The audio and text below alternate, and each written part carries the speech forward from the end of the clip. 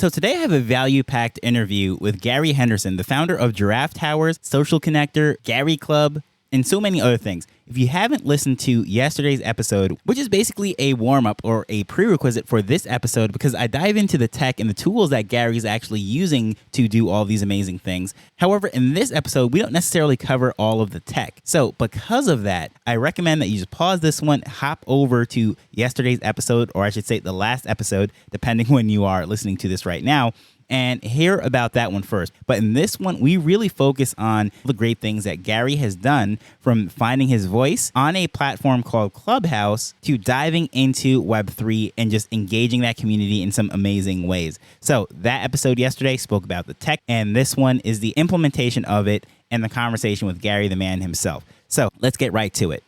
Here in the studio, we have Gary Henderson from Club Gary, also from Giraffe Towers, the founder of many projects, a creative in the space, and just doing some amazing things. So I just want to thank you for coming on the show.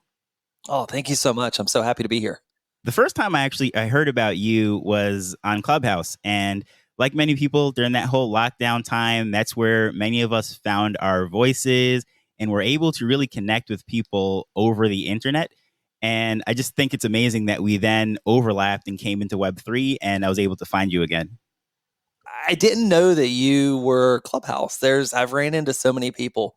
So many of my stories start with, well, there was this one day on Clubhouse and there was this one moment on Clubhouse. And it was life-changing for me. It gave me so many opportunities. It opened up so many doors. It's really cool to see that's where we first met. As far as getting that creator bug, if you will, that's, I would say, really where it came in, because I was having a lot of conversations, and that's why I ended up in a few of your rooms and what have you. And it's just really interesting because I think a lot of people were bit by the creator bug during lockdowns. Well, I think we had to be. We're stuck at home. I think in reality, most people that work a full-time job, they can finish their job in a lot less hours than they need to be in the office. So now you're at home and you're working from home. We're in this lockdown situation, and some of us got let go from jobs. Some of us had transitions in jobs, but it gave us the time and the space to explore what we really love. It gave us time to think about what the world's going to look like. It gave us opportunities to maybe make some more money. Many people got government stimuluses. And when you got a government stimulus here in the United States, that gave you the freedom and the flexibility to do something you had never done before. You got some free money to explore what that was like. I mean, you think about it. Driving like 45 minutes an hour to work each way, you're spending 2 hours a day that you just got to buy back in your time. So I think that a lot of people were forced to. I think we also jumped into different environments like Clubhouse, and we started to see what was possible. And we heard other people telling stories, and we started to explore life in a different way. Maybe expand our mindset just a little bit as well. Yeah, and honestly, that's how I found myself, because I was in a family business working, I would say, anywhere between 70, 75 hours per week. It just became a way of life. And then once everything locked down and we had nothing to do, it was like the first time I realized that there were 24 hours in the day, and there'd be so much more that I could be doing with my life, trying to reach people, speak to people. So it was almost like a rebirth for me. And honestly, I wouldn't even have this podcast and everything if it wasn't for that experience on Clubhouse. That's really cool. I couldn't imagine, in all honesty, what my life would be like today either without Clubhouse. I mean, it changed the trajectory of where I'm at. It changed what I'm doing. I met the co-founder of my SaaS on Clubhouse. I wrote a book about Clubhouse. I found my voice on Clubhouse. I got really, really comfortable talking and getting comfortable articulating my thoughts. I'd spent a lot of time behind the scenes of other people, and being part of their voice. So I had to kind of learn what my voice sounded like. And Clubhouse was the best spot for that. I love to help people. And it was just an amazing spot to help people. I really can't imagine what my life would be like today if it wasn't for Clubhouse, in all honesty. It's amazing. And I could totally relate. So as far as the overlap between your experience on Clubhouse, really coming alive as a creator and what have you, and coming into Web3, what was that experience like, that bridging the whole creator experience in Web3? Yeah, so my past was working with podcast hosts and authors and course creators. And the biggest struggle that we had is no one knew their name. No one knew who they were, and no one knew what they stood for. As I started to build my brand, I just knew I wanted to do something different. I knew I wanted to have positive receptors going off with people. I wanted people to feel good about my brand. I didn't want people to cancel. And I'd help people build a lot of monthly memberships, and we had this cancellation trigger that would go off in people's heads. Their credit card would decline, or life would get in the way, or just they just didn't need it anymore. They would have to hit the cancel button. So December 2020, I know nothing about crypto. Had never owned crypto in my life. January 2021, I learn about social tokens. February 2021, I shoot my shot publicly on a Clubhouse room to get a social token in my name called the Gary coin. And early March of 2021, I dropped Gary coin. And my first crypto I ever owned was another social token. And I'd never owned Ethereum or anything else. I traded Gary coin to get ETH, and that's the first ETH I ever had in my wallet. Wow, it's pretty impressive. As far as the social token, when I came into that was an interesting entry point as well. And just like Gary token, I know that was on Rally. And when I first came in, it was through Brian Fanzo's token as far as that, an introduction to that. And it was very interesting. So what was like that setting up your social token, and why exactly did you as a creator choose to go that route? So I didn't know anything about it, but what I did know is I didn't want people to have to cancel. I had heard story after story after story of people canceling on clients. And, whenever we were running memberships, we were running probably a 15% attrition rate, meaning every month we were losing 15% of our subscribers. And as I learned about crypto, and I learned about the premises of crypto, and the fact that we have shared ownership, and we have shared rewards, and we have shared goals together, and we're in this together, I thought that was the best way. The other thing is I knew I needed people to know my name.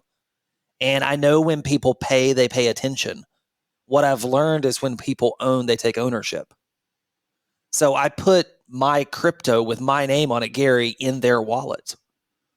They were invested, not as necessarily a financial instrument, but as something that they were invested in because they owned it. It was theirs. So when I learned about that, I had no clue what was going on with this, but I just knew I wanted to explore it. I shot my shot. I shouldn't have gotten accepted. I didn't have the brand. They were accepting like Portugal the Man and like Megadeth and these big bands. And even, Brian Fanzo that keynoted a bunch of conferences. And the first person that I learned about Rally Farm was Peter Shankman. He founded Haro. And like Haro, help a reporter out. That's a huge company. So I'm just Gary. And they accepted me, and I said, I've got to show them that they made the right decision. And I just committed to learning what it meant to build a social community. I was one of those people that actually I applied for it and I didn't get it, obviously. Looking at it, I think one of the issues that they were having with that platform and social tokens in general is a lot of the people that they onboarded weren't familiar with creating content that also built community. And I think that is why it was a home run connecting with you. Well, it's creating content that builds community, but you also have to feel comfortable getting people to buy. We did more transactional volume at Rally.io than any other creator. We were at the top of their charts. We had more Rally backing than any other creator on the platform ever, by a lot. We had our own community. So most other Rally communities, what happened is Rally developed their own community, and then people would buy other creators because they'd be like, oh, well, I like Fanzo, or I like Shankman, or I like this person, and they would just start buying on platform. I had my own unique community. And when I learned how their rewards worked, I just gamified it. And we crushed the reward system. We became a magnet for all the Rally. Everything came to us because we got more rewards than everybody else. So I had taken business trainings to learn how to sell. And I was comfortable asking people to pay me, and I'm comfortable charging for access. If I was a 20-year-old female, I'd probably be on OnlyFans. That's just me. So when I look at that, that's what it took at Rally.io for me to do that. I had to say things like, I have giraffe, let's go grab some. And we sold out our giraffe on Rally.io originally. I've got this other collection, grab some Gary coin. I gated my access to me. So coaching with me, everything was all controlled by the coin. I went all in. And I think that's what a lot of the other creators didn't do, is they kind of dabbled, they put their toe in, they said you could have a little bit, but they never committed, and I just committed all in. It's really impressive. And you said a lot there. There's a lot to digest. And I don't think everyone that might be listening to that might even grasp all the little parts that you said. There's content, there is business, there is community aspects, being comfortable with selling and just really owning it, diving in full speed. And I think that all those things combined is pretty impressive. So as like the creator that is struggling with just being creative and putting out their art, how do you bridge that into now trying to start that business? Because I've seen that you've successfully done that. But what would you say to someone who is looking at that and wondering, well, how do I pivot? How do I do that? Because right now I'm either putting out a podcast, YouTube videos, or Instagram or whatever it might be.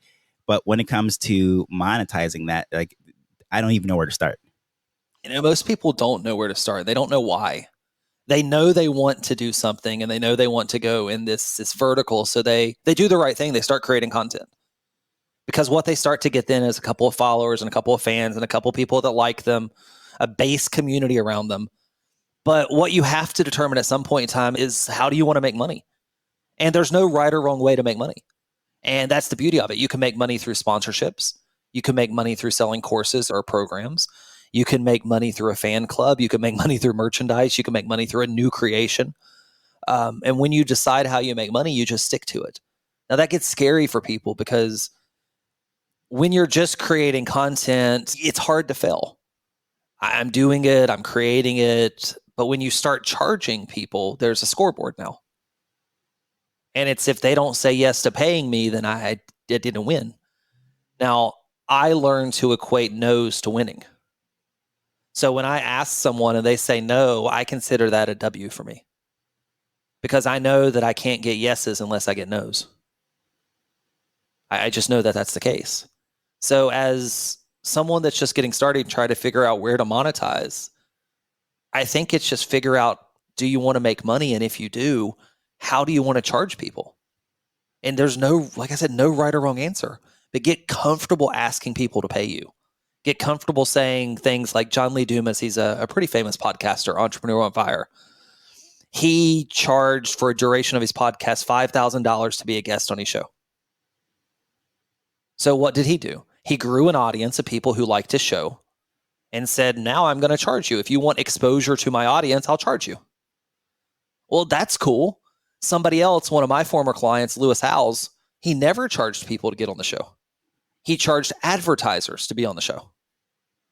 And that was really cool.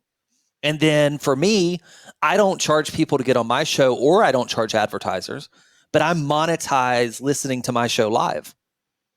So in Gary Club, when you're a creator, you get access to the studio live when I'm recording podcasts. So when I bring in, Pedro Adeo or Russ Rufino, or who it is, you get to be there live and engage and interact. So I chose to monetize that access point. So creating the content, number one, developing your authentic, true voice so people actually know you. And that's where you've got to get out of your own way. So many times we say, oh, but I've got to stay more vanilla. But the world really wants Rocky Road. We all have it in us. Like, we all have the weirdness, the odd things that we think nobody else likes. But when we let those things out, that's what people relate to. And that's what I see with most podcast hosts or creators, is they try to be too middle of the road and try to be they kind of don't become them. And when they do become them, it's scary, but that's when the money starts to come in, the audience starts to come in, and everything else. It's very interesting that you say that. A lot of overlapping thoughts there. You mentioned JLD with Entrepreneurs on Fire, and that was actually my entry point into Web3. So he interviewed Joel Comm, who had a Blockchain Heroes, which I speak about on the show all the time. I started collecting through that interview, and then all the dots start to connect, going back to Clubhouse, seeing all those rooms that said NFT, show you how ignorant I was of the space. I thought it was some acronym for, like not safe for work, like NFS, whatever it was. So I avoided every single one of those Clubhouse NFT rooms until that interview. And then I just rushed back to Clubhouse and started hopping into them. So it's funny that there is that overlapping point. And even what you said initially, starting with the podcast and everything, it was I didn't know how to really have my personality or my voice come through. And I was trying to, I don't know, just be too perfect, I guess you would say. And then it wasn't until probably like honestly 200 episodes in, I was just like, whatever, let me just be me and relax and just be myself. When did you find that out? Because it was scary. I won't lie, because I had this perception of what a professional podcaster should be. And then somewhere around episode 150, 200, it's like I became myself. How did you learn that lesson? It was Clubhouse for me. I jumped in right away, and I was on Clubhouse for 17 days when I signed my book deal. That's it. And I signed a deal with a national publisher, Hay House, to publish a book about Clubhouse 17 days into being on the app. So I had to learn my voice quickly. I had to learn what I was going to stand for. I had to learn what I was going to do. I had to learn how relationships were built. I was spending in January of 2021 16 hours a day talking on Clubhouse, not in the audience listening, not on the stage kind of staying quiet while everyone else talked. I was talking probably 75% of the time. And when I got done talking in one room, I went to the next room. And when I got done talking in that room, I went and hosted my own room. And I would test things. I watched numbers. I kept a yellow pad right next to me. And this was live audience feedback. So you recording a podcast, you kind of have to wait for the delay and hope somebody gives you some feedback. Well, I got to watch what happened in the room. So I watched the people who kept coming back and listening to me. I just wrote them down, their names down, their Clubhouse names down on my piece of paper. And I started to develop these patterns. I started to watch on Clubhouse. We developed this little thing called clapping your mic, which is turning your mic on and off. And when you turn your mute on and off, that meant you were celebrating, you were happy. So I started to watch when I talked, and I watched when people clapped. And I found out that the more I was me and the more I shared my visions and my ideologies and things like that, the more people liked it. And the more people threw money at me. I mean, I had this one guy one night, no joke, he was a Peloton instructor. And I got a message on Instagram and he said, Gary, this other person told me I need to pay you. Where do I send you money and what does it cost? And I said, well, the package is $12,000. He said, perfect. Where do I pay you? I never talked to him on the phone. He paid me $1,000 that night and $11,000 the next day. So I learned through all of that live audience feedback of muting and unmuting and giving me that pulse at that moment, what was working and what wasn't. And I like making money and I like moving energy. So I just really leaned into it. It was almost addictive at that time. And I can definitely sign on that and say that is no exaggeration when you say 16 hours, because I know every time I popped on the Clubhouse, you were on some stage. And it seemed like, in my mind, I was like, there has to be more than one guy. It's like, he's not one person. It was crazy. But yeah, those were very interesting times. And, one thing that I thought was very interesting that you said is that you were actually watching to see how the audience responded. Something that's very difficult with a podcast, as you said, but there's a saying that what gets measured gets better. And I think that's very interesting that you've even taken that approach to a Clubhouse room. And now it would be, I guess you would say within this space, Twitter spaces. So I would like to lean in a little bit more onto that as far as tracking the metrics, or if you will, why that's important to a creator. We're trying to develop our true fans. And we get caught with this vanity metrics of followers and likes and all these things. And they're there and they're important.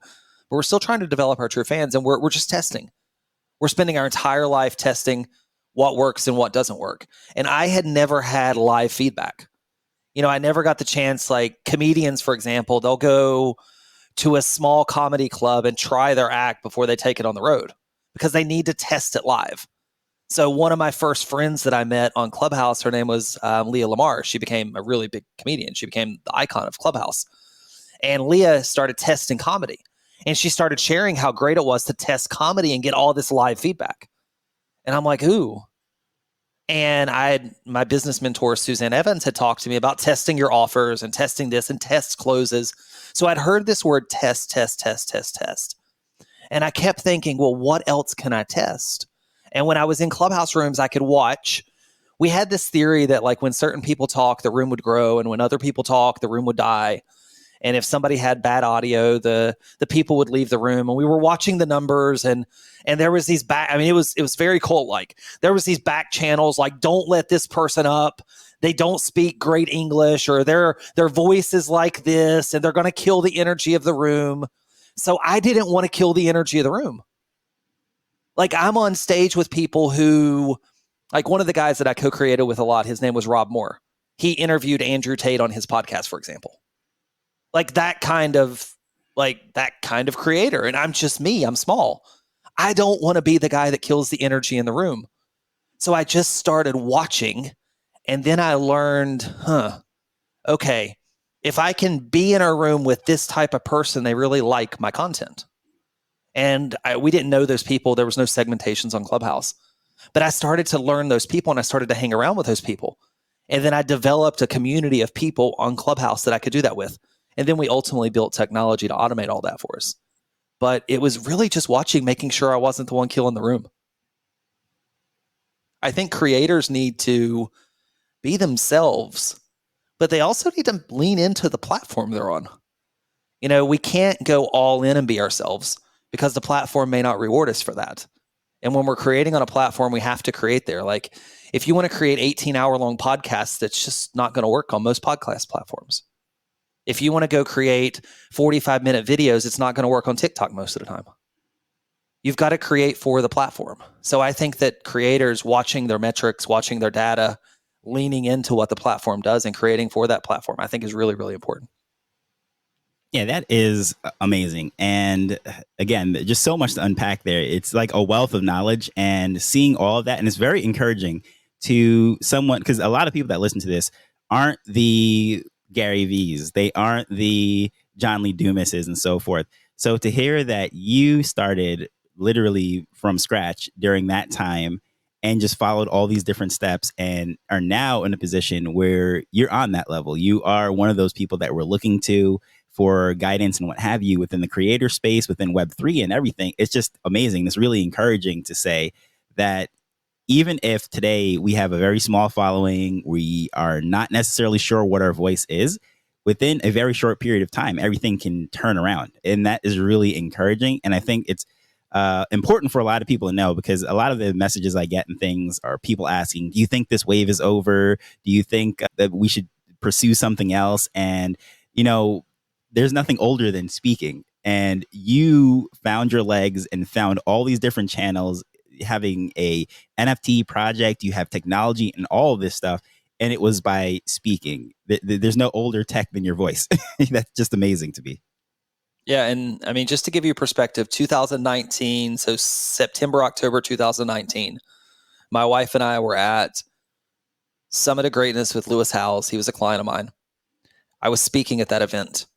We went to this local taco shop called Condado Tacos, and they had a sign on their wall that said, if you take a picture of your taco and you post it on Instagram and you use their hashtag, you get a free taco. But you had to have 1,000 followers, and I didn't. So fall of 2019 on Instagram, I did not have 1,000 followers. Now I've got 20-some thousand. I didn't have any followers on Clubhouse until early January 2021. Now I've got 87,000 there. I was less than 3,000 on Twitter last year, and now I'm at 26,000 on Twitter. Just by being me and developing my voice, creating the kind of content that I think people want, and leaning into the platform, building on platform relationships, and using the platform ads when they're available. It's absolutely amazing. And so someone who wants to, I guess you would say, follow those steps, get involved with what you're doing, learn from you, or continue this conversation, because there's only but so much that someone can get from listening to a podcast or even this interview. I know their minds are blown, and this is one that, you know, that is going to have replay value. But how can someone get involved with you and what you're doing and continue this? Yeah, the best place is look up online, Gary.club. So Gary.club. I'm very active on Twitter. So Gary L. Henderson on Twitter. I'm a giraffe. I'm pretty much on every social media platform. So I'd love to connect with you. So hopefully you enjoyed that conversation as much as I did. There was so much to take away from that, a lot of inspiration, and not just looking at one aspect of it, but if you step back and just look at the wide gamut of things that he covered, finding his voice, building that audience, engaging them, using Web3 elements, everything coming together to form a meaningful business that's going to last a while. And it's just absolutely amazing everything he has covered. And it just really shows that you can do a lot in a short period of time. There's a saying, I believe it's by Tony Robbins, that we overestimate what we can accomplish in a year, but we underestimate what we can accomplish in a decade. Now, Gary, all of that, the progress that we covered was only a matter of about 3 years. However, just imagine where he will be in 10 years. So if you are in this game and you're trying to build and do some things, I think it is just very encouraging to do that. Follow him at Gary.club. Check out everything that he's building. And there is just so much. You'll find out about Giraffe Towers, the Gary token, and everything. That information will be in the show notes. So as usual, I just want to thank you for taking time to listen to this as we're learning and building Web3 together. So until next time, later. The Nifty Business Arrow is not investment advice. It provides insights and information within the space. As with anything, please do your own research before making a decision whether you're making an investment or a purchase.